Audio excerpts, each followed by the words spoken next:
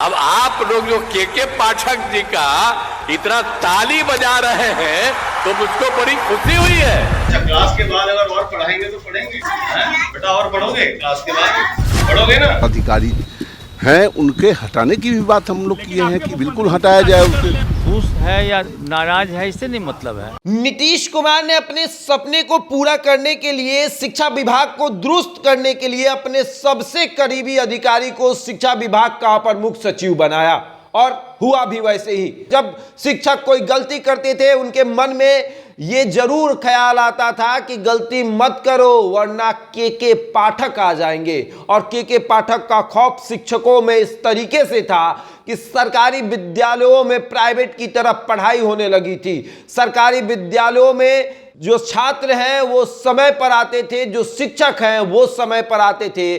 छात्र जो है वो डर के मारे नागा नहीं करते थे, मतलब स्कूल जाना बंद नहीं करते थे, छुट्टी नहीं लेते थे। उनको लगता था कि अगर छुट्टी लेंगे तो के पाठक जी नाम काट देंगे। बहुत प्रशंसा हो रही थी, के पाठक की तारीफ करते नीतीश कुमार थक नहीं रहे थे। राजद वाले लोग जल रहे थे। राजद के शिक्षा मंत्री जो थे उनको कोई काम करने की जरूरत ही नहीं पड़ रही थी, अपर मुख्य सचिव सारा काम कर दे रहे थे और इसकी प्रशंसा हो रही थी। गांधी मैदान में आपको याद होगा, जैसे ही नीतीश कुमार ने के पाठक का नाम लिया पूरा गांधी मैदान तालियों से गूंज उठा। 1,20,000 से अधिक शिक्षकों की बहाली हुई। सारे शिक्षक खुश थे। बीपीएससी का एग्जाम देकर शिक्षक चयनित हुए। सभी शिक्षकों के मन में था के पाठक जी अच्छे हैं, के पाठक जी अच्छे हैं। लेकिन अब नेताओं को तकलीफ होने लगी है। के पाठक से राजद नेता को तकलीफ होती ही थी, राजद एमएलसी को तकलीफ होती ही थी, भाजपा एमएलसी को तकलीफ होती ही थी। लेकिन अब जेडीयू के एमएलसी को भी तकलीफ होने लगी है। और बीते दिनों जेडीयू एमएलसी जो है वो पहुंचे हुए थे राज्यपाल के पास ज्ञापन सौंपने। राज्यपाल को उन्होंने जाकर कहा कि शिक्षा विभाग का अपर मुख्य सचिव तानाशाही रवैया अपना रहा है।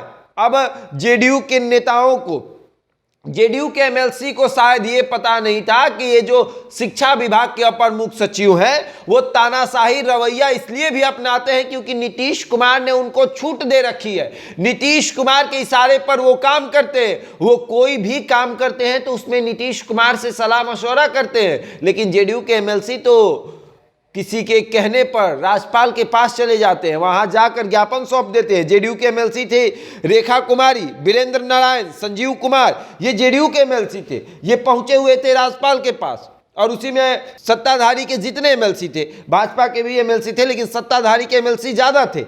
आपको सीपीआई के एमएलसी संजय कुमार सिंह थे, उसके बाद जेडीयू के एमएलसी संजीव कुमार सिंह, उसके बाद कांग्रेस के एमएलसी मदन मोहन झा थे, निर्दलीय एमएलसी महेश्वर सिंह थे, उसके बाद जेडीयू के वीरेंद्र नारायण यादव थे, भाजपा के आपको सुरेश कुमार सिंह थे, राजद के अजय कुमार सिंह थे जो कि मुंगेर के हैं, कांग्रेस के समीर कुमार सिंह थे, राजद के कुमार नागेंद्र थे, उसके बाद भाजपा के संजय पासवान जनस्वराज के जो कि निर्दलीय जीते थे, पहले भारतीय जनता पार्टी में थे, उसके बाद छपरा से जाकर निर्दलीय चुनाव लड़ते हैं, जीतते हैं, सच्चिदानंद राय जो कि आजकल जनस्वराज के साथ चल रहे हैं। उसके बाद राजद के रामबली सिंह थे, कांग्रेस के प्रेमचंद्र मिश्रा थे, जनस्वराज के आफाक अहमद थे और रेखा कुमारी जेडीयू की थी। ये सभी लोग राज्यपाल के पास पहुंचे हुए थे और वहां पर जाकर कहते हैं कि शिक्षा विभाग का अपर मुख्य सचिव अपना तानाशाही रवैया हम लोगों पर थोप रहा है, शिक्षा विभाग पर थोप रहा है,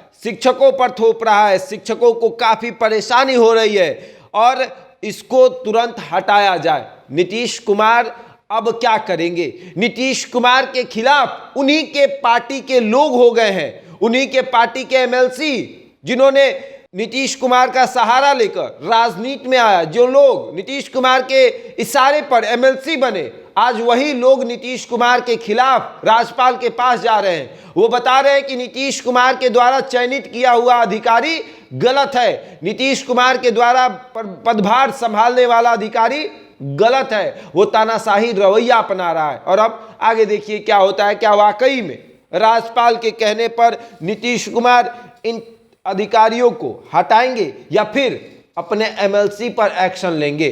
बहरहाल इस खबर में इतना ही। बने रहे हमारे साथ और देखते रहे द इंडिया टॉक।